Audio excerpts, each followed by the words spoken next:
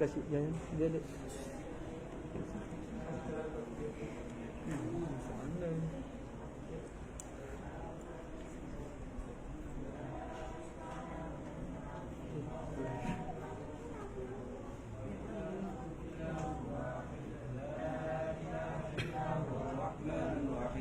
Allah la ilaha illa huwa al-hayyul qayyum la ta'khudhuhu sinatun wa la nawm lahu ma fis samawati wa ma fil ardh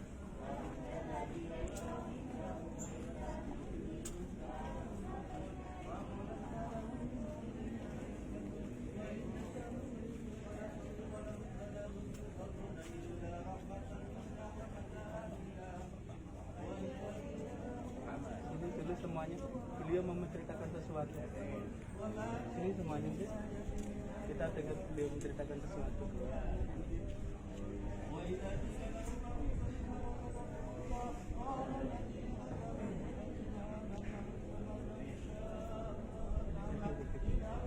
Ini mana?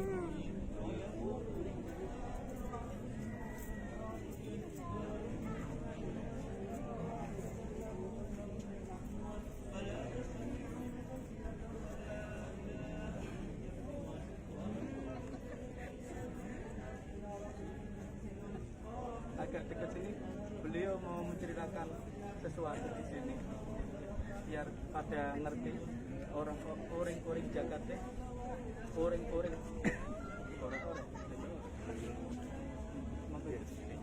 Ini beliau adalah Kanjeng Sultan Raden Abdul Fattah. Sebenarnya Sultan Raden Abdul Fattah Al-Akbar Sayyidin Panotogomo. Beliau di samping sebagai seorang sultan, beliau juga seorang ulama besar. Kuliahnya sampai pada Rasulullah Muhammad SAW. Beliau putra raja besar, putra raja Brawijaya V, Raja Majapahit. Tapi beliau tidak mau berkelibatan. Sampai akhirnya beliau itu kemudian merantau sampai ketemu dengan Kanjeng Sunan Ampel di Jawa Timur, di Surabaya sana. Akhirnya beliau berguru di sana. Dan setelah berguru di sana, akhirnya beliau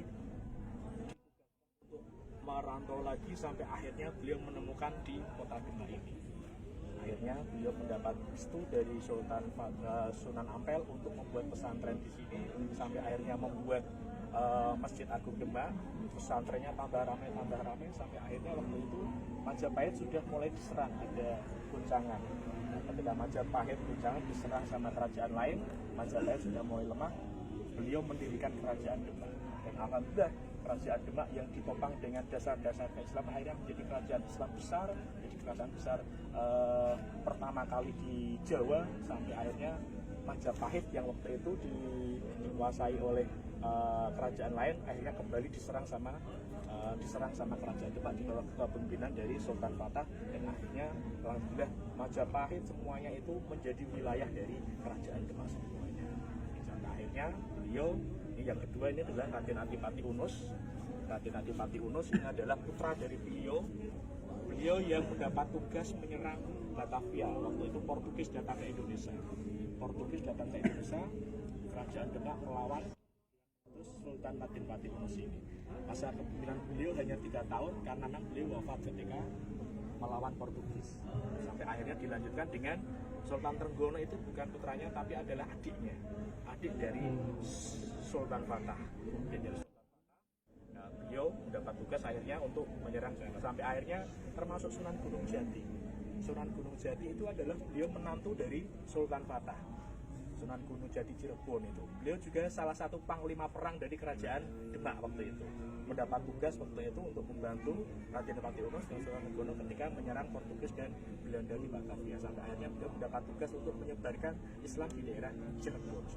Sampai wafatnya beliau dikasih hadiah tanah Pardikan di daerah Cirebon untuk menyebarkan Islam di sana. Gunung Jati itu masuk Sunan Kudus itu juga beliau adalah panglima perang dari kerajaan Islam juga. Itu Sunan Ngudung, di situ ada makamnya Sunan Kudus, itu adalah bapaknya dari Sunan Kudus. Jadi hampir semua waliwah yang ada di Nusantara ini itu adalah sumbernya dari Demak sini. Termasuk termasuk kerajaan Solo dan Jogja. Kerajaan Solo Jogja itu setelah masanya Sultan Trenggono. Setelah masa Sultan Trenggono selama 25 tahun, terus kemudian ada perselisihan di kerajaan Demak sampai akhirnya atas saran dari Wali Songo sudah Demak biar tentram saja, silakan kerajaan dipindah ke Pajang. Pajang juga kemudian pecah ke Pajang, terus kemudian ke Solo sama akhirnya pecah ke Jogja sana. Solo Jogja semuanya itu adalah dari Demak. Jadi luas tadi mungkin sewaktu-waktu nanti kapan waktunya wallahu alam, nanti kejayaan mungkin nanti akan muncul lagi dari pusat pertama peradaban Islam di Indonesia. Amin, amin. Ya Allah. Monggo.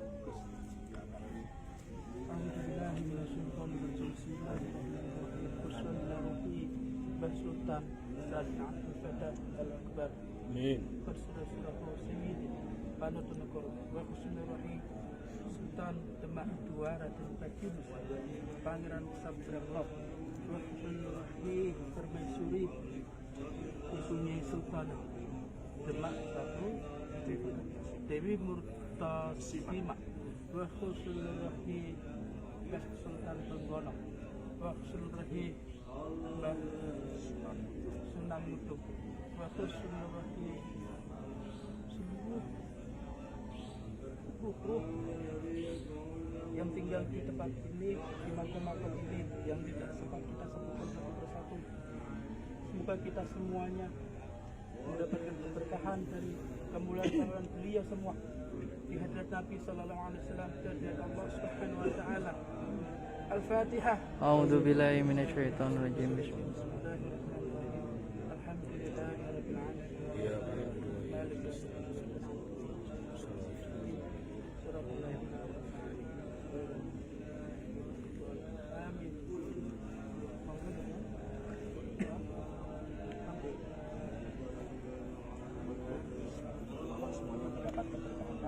Amin, amin, amin, amin. Pokoknya misalkan nanti malam masih ada di sini mau itikaf atau mau nanti di atas jam 12 malam, misalkan mau sholat di dalam masjid Agung Demak, misalkan untuk bisa saya jawab. Bisa ada waktu, tidak lelah, bisa mau itikaf di sana, kita hanya sholat tahajud 2 rakaat atau mungkin sholat tasbih atau mungkin sholat hajat. Mumpung ada di Demak, masjid Demak itu adalah berdiri 1400, jadi sudah 6 abad yang lalu. Itu masjid ini adalah masjid yang dulu disolati sama semua wali Allah, wali-wali yang ada di Jawa ini, mulai dari Sunan Ampel semuanya itu di sini. Monggo nih misalkan nanti malam nanti ada waktu, misalkan nanti mau sholat tahajud ajab di Masjid Agung Demak di atas jam 12 malam, insya Allah bisa saja. Telepon saja nanti Gus nih misalkan nanti ada. Itu saja, kami sendiri mohon maaf yang tidak bisa mungkin ada hal yang tidak berkenan. Assalamualaikum warahmatullahi wabarakatuh. Waalaikumsalam warahmatullahi wabarakatuh.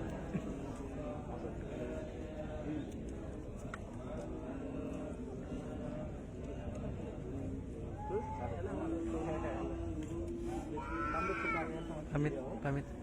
Terima kasih atas beliau berkenan dan kita semua. Nah ini sholat isya tadi kita ke malam tadi kita satu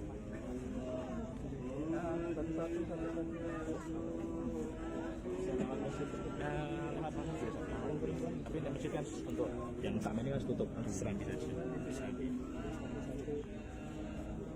Monggo langsung di masjid saja.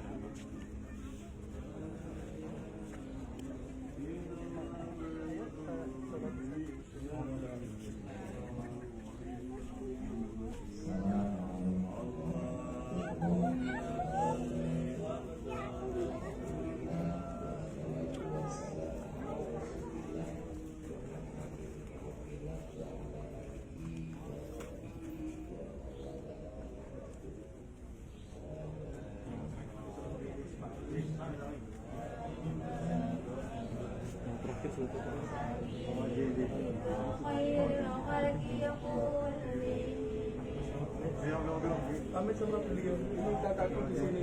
Kuncinya ini.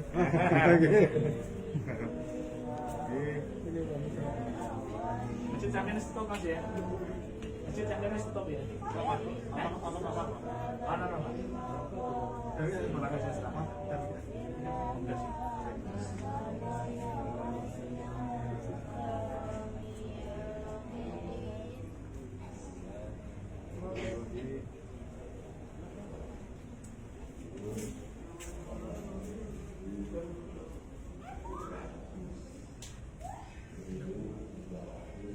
Si